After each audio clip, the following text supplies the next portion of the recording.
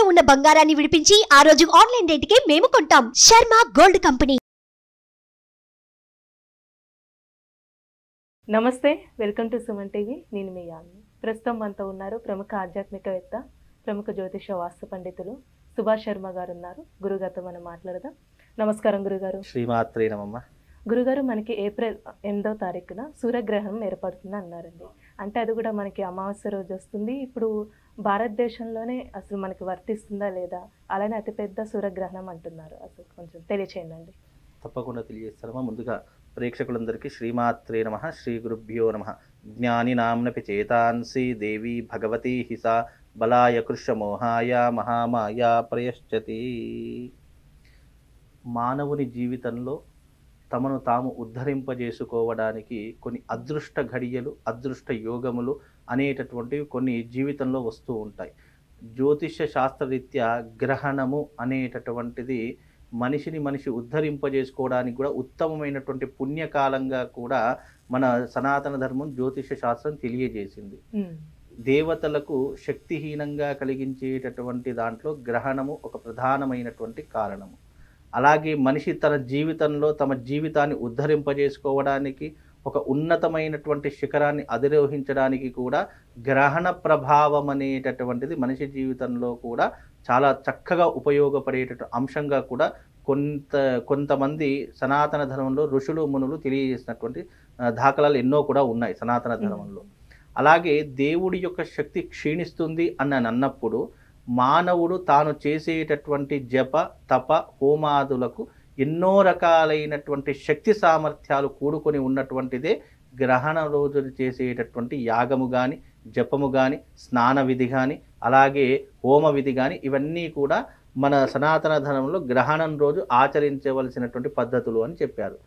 అయితే మనకు నిజానికి గ్రహణ స్పర్శాకాలం అనేటటువంటిది, గ్రహణ కాలం అనేటటువంటిది భారతదేశంలో మనకు లేదు.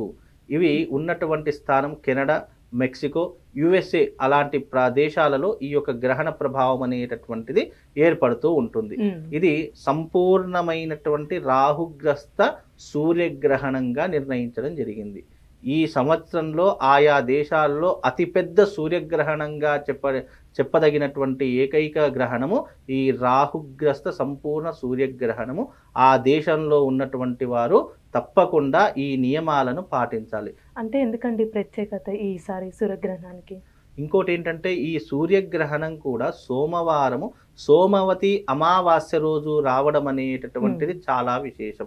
విశేషం మీన్స్ మనిషి ఉద్ధరింపజేసుకోవడానికి, అలాగే తమ జీవిత కాలంలో పాపము నుండి, అలాగే తమ జీవిత కాలంలో పుణ్యాన్ని సంపాదించుకోవడానికి ఇది చాలా అరుదైనటువంటి విధానంగా కూడా చెప్పేటటువంటి విధానంలో కూడా చెప్పడం జరిగింది. అయితే ఈ కెనడా, మెక్సికో, యుఎస్ఏ ఈ దేశాలలో ఈ గ్రహణ నియమాలు తప్పకుండా పాటించాలి. భారతదేశంలో ఈ గ్రహణ నియమాలు పాటించవలసిన అవసరం లేదు. ఎందుకు మీన్స్ మన భారతదేశంలో గ్రహణం కనిపించదు కాబట్టి మనం పాటించవలసిన అవసరం లేదు. కాకపోతే ఈ యొక్క సంవత్సరంలో అతిపెద్ద సూర్యగ్రహణము ఈ యొక్క రాహుగ్రస్త సూర్యగ్రహణం. ఇది దాదాపు 9 గంటల 20 నిమిషాలకు, అంటే 8వ తారీఖు రోజున 9 గంటల 20 నిమిషాలకు ప్రారంభమయ్యి 9వ తారీఖు అర్ధరాత్రి 2 గంటల వరకు ఉన్నటువంటి గ్రహణం, దాదాపుగా 5 గంటల పాటు ఏర్పడేటటువంటి అతిపెద్ద గ్రహణంగా సూచించడం జరిగింది. అయితే గ్రహణ నియమాలు ఎలా ఉంటాయంటే ఆయా దేశాలలో కూడా మన హిందువులు ఉంటారు, మన భారతీయులు ఉంటారు, సనాతన ధర్మం పాటించేటటువంటి వాళ్ళు ఉంటారు. కాబట్టి అలాంటి వారు, ముఖ్యంగా గర్భిణీ స్త్రీలు ఇలాంటి నియమాలను పాటించడం జరుగుతుంది.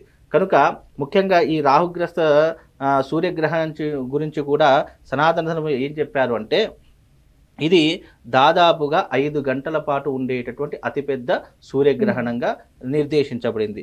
అయితే దీని స్పర్శాకాలం వచ్చేసి 8వ తారీఖు 4వ నెల మనకు 2024 8వ తారీఖు 9 గంటలకు ప్రారంభమవుతుంది. 9 గంటల నుండి మనకు మోక్షకాలం, ఎండ్ ఆఫ్ ది డే ఎప్పుడు అని అంటే గనక 9వ తారీఖు రోజున అర్ధరాత్రి 2 గంటలకు ఈ గ్రహణ కాలం అనేటటువంటిది ముగుస్తుంది.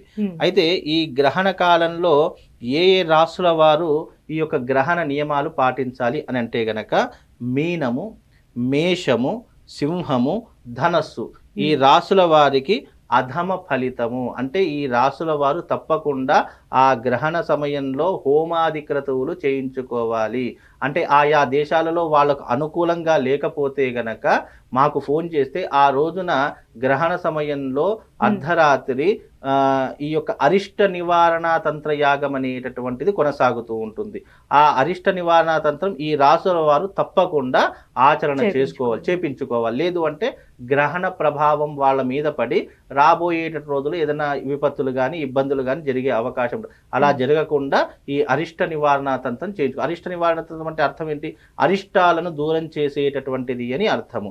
అలాగే కన్య, తుల, వృషభం, మిథునం ఈ రాశి వారికి ఉత్తమ ఫలితాలు ఉన్నాయి. ఈ గ్రహణ ప్రభావం వల్ల అదృష్టం కలిగేటటువంటి రాశులు ఏ రాశులు అంటే కన్యా రాశి వారికి అదృష్ట యోగం కలుగుతుంది, తులా రాశి వారికి అదృష్ట యోగం కలుగుతుంది, వృషభ రాశి వారికి అలాగే మిథున రాశి వారికి ఉత్తమ ఫలితాలు ఉన్నాయి. ఈ గ్రహణ ఫలితాలు ఉత్తమ ఫలితాలు ఈ రాశుల వారికి ఉన్నాయి. అలాగే కర్కాటకము, కుంభము, వృశ్చికము, మకరము ఈ రాశుల వారికి మధ్యమ ఫలితాలు ఉన్నాయి. కనుక ఆ రోజున ఏ రాశుల వారు ఈ అరిష్ట నివారణ తంత్ర యాగం చేసుకోవాలి అని అంటే గనక మీనరాశి వారు చేసుకోవాలి, మేషరాశి వారు చేసుకోవాలి, అలాగే సింహరాశి వారు, ధనుసు రాశి వారు చేసుకోవాలి, అలాగే కర్కాటకము, కుంభము, వృశ్చికము, మకరము ఈ రాశుల వారు తప్పకుండా ఆ రోజున అరిష్ట నివారణ తంత్రం చేసుకోవాలి. ఆ దేశంలో ఉన్నటువంటి వాళ్ళు చేసుకోలేరు కాబట్టి వాళ్ళ గోత్రనామాలు, సంకల్పము, దానికి సరిపడినటువంటి పూజా వస్తువులకు సంబంధించినటువంటి వస్తువులు పంపిస్తే వాళ్ళు ఇక్కడ మనం హోమం చేయడానికి అనుకూలంగా ఉంటుంది. అయితే ఈ గ్రహణ సమయం అనేటటువంటి గర్భిణీ స్త్రీలకు చాలా విశేషంగా చెప్పడం జరిగింది. ఎప్పుడైతే ఆయా దేశాల్లో గర్భిణీలు ఉంటారో లేదు ఆ సమయంలో అక్కడ ఉన్నటువంటి వాళ్ళకి ఇలాంటి నియమాలు తెలియవో ఇలాంటి వీడియోలు వచ్చినప్పుడు ఏ సమయంలో నియమాలు పాటించాలి అనేటటువంటి అంశం కూడా తెలియజేశారు. వాళ్ళు 8వ తారీఖు రోజున దాదాపుగా ఉదయము 4 గంటల నుండి భోజనాది క్రతువులు పూర్తి చేసుకోవాలి. అలాగే గర్భిణీ స్త్రీలకు ఎగ్జంప్షన్ ఉంటుంది. వీళ్ళు సాయంకాలము అంటే సాయంకాలము 5-6 గంటల వరకు భోజనాది క్రతువులు అన్ని కూడా పూర్తి చేసుకోవాలి.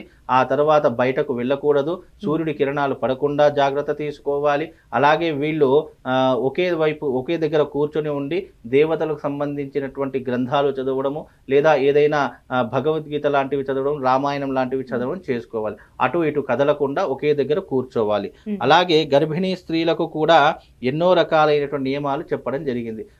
అలాగే ఆ రోజున నీళ్లు తాగడం కానివ్వండి, లేదు అంటే భోజనాది క్రతువులు చేయడం కానివ్వండి, ఏదైనా చిరుతిండ్లు తినడం కానీ ఇలాంటివి అస్సలు చేయకూడదు.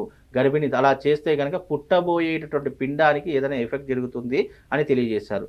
అలాగే ఈ యొక్క అరిష్ట నివారణ తంత్ర యాగం కూడా ఈ యొక్క రాశుల వారు తప్పకుండా ఆచరణ చేసుకోవాలి.